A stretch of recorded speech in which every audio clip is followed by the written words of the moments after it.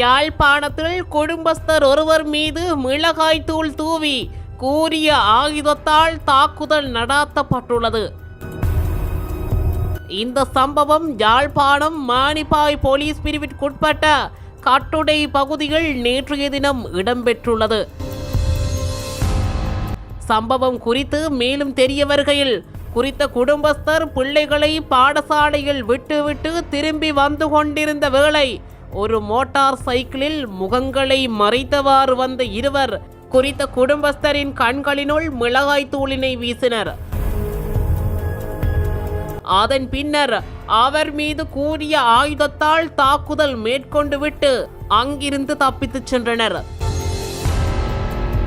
பின்னர் படுகாயமடைந்த குறித்த நபர் யாழ்ப்பாணம் போதனா வைத்தியசாலைகள் சிகிச்சைக்காக அனுமதிக்கப்பட்டுள்ளார். சம்பவம் தொடர்பில் மானிப்பாய் போலீஸ் நிலையத்தில் முறைப்பாடு பதிவு செய்யப்பட்டுள்ள நிலையில் போலீசார் விசாரணைகளை மேற்கொண்டு வருகின்றனர். இதுபோன்ற செய்திகளை உடனுக்குடன் அறிந்து கொள்ள தமிழ் பிளஸ் யூடியூப் சேனலை மறக்காம சப்ஸ்கிரைப் பண்ணுங்க, கமெண்ட் பண்ணுங்க, ஷேர் பண்ணுங்க.